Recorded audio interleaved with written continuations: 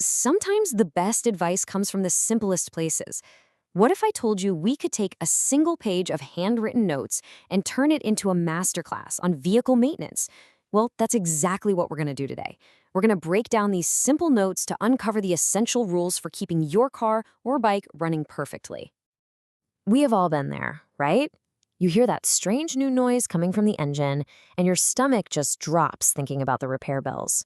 But what if you could sidestep all that drama? What if you could stop those problems before they even have a chance to start? So this is it. This is our source material for today's explainer. I know, it might just look like some simple class notes, but trust me, it holds some absolute golden rules for vehicle care. It's a fantastic reminder that you don't always need some dense, complicated manual to get the good stuff. Sometimes it's just about mastering the fundamentals. So, what's the first big secret hiding in these notes? It's something I'm calling the maintenance golden rule. And honestly, if you take away just one thing today, this should be it. It's your vehicle's secret weapon. And here it is, straight from the source. If we follow the schedule, we should not face any problem with the vehicle. It sounds almost too simple, doesn't it? But that's the beauty of it. You see, the secret to a reliable, problem-free ride isn't some big, complicated secret at all. It's just a schedule. So where do you find this super important schedule? Well, the notes point out that every single vehicle comes with an owner's manual. And that means your most powerful maintenance tool isn't sitting in your toolbox. Nope, it's that little book tucked away in your glove compartment. That right there, that's your roadmap.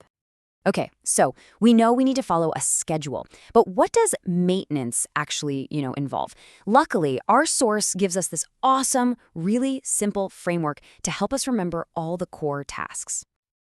But hold on, before we dive into that framework, let's just get crystal clear on what we're talking about here. Preventive maintenance is not about fixing what's already broken. It's all about being proactive. You're servicing your vehicle regularly, specifically to stop things from breaking down to begin with. And here's how you remember what to do. The notes give us this fantastic little acronym, ICOLA. That stands for Inspect, Clean, Oil Change, Lubrication, and Adjustment. Think of it as your 5-step mental checklist. Are you inspecting for potential issues? Is everything clean? Is the oil fresh? Are the moving parts lubricated? And are all the components adjusted correctly? It's just a really powerful way to frame your thinking. Now, that all sounds great in theory, but let's make it real. And the notes give us a perfect, real-world example that hits 2 of those letters right away, the I for inspection and the A for adjustment. And it's all about understanding something called free play. So what in the world is free play? Well, think about this. When you pull your brake lever, right? There's that little bit of wiggle, that tiny bit of movement before you feel the brakes actually start to grab. That's free play. It's the slack that's engineered into the system so that parts can move freely without being under constant damaging tension.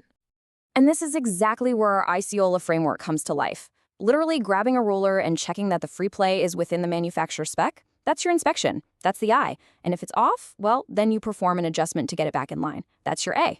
See how it all clicks together? Okay, now this part is super important. Not all vehicles are the same, right?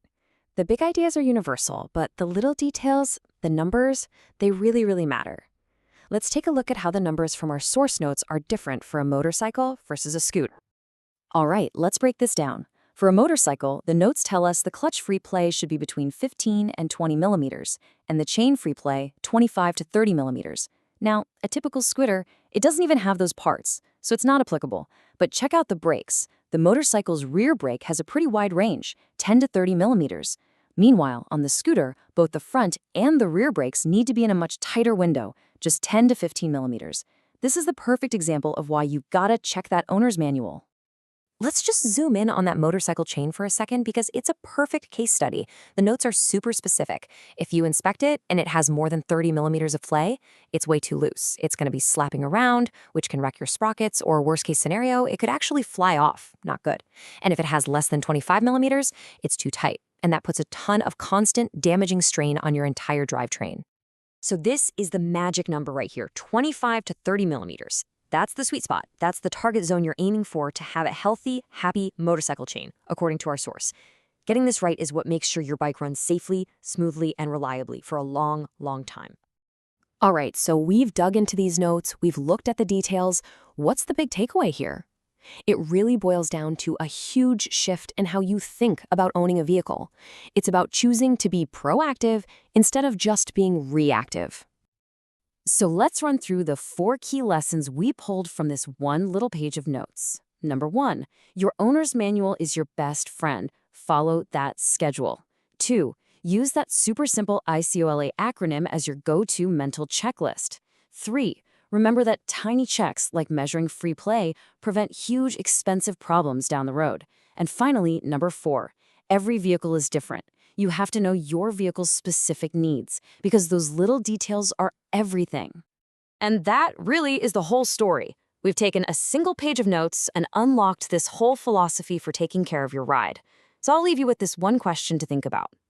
Now that you see how much those specific details matter, what's the very first thing you're going to go look up in your owner's manual?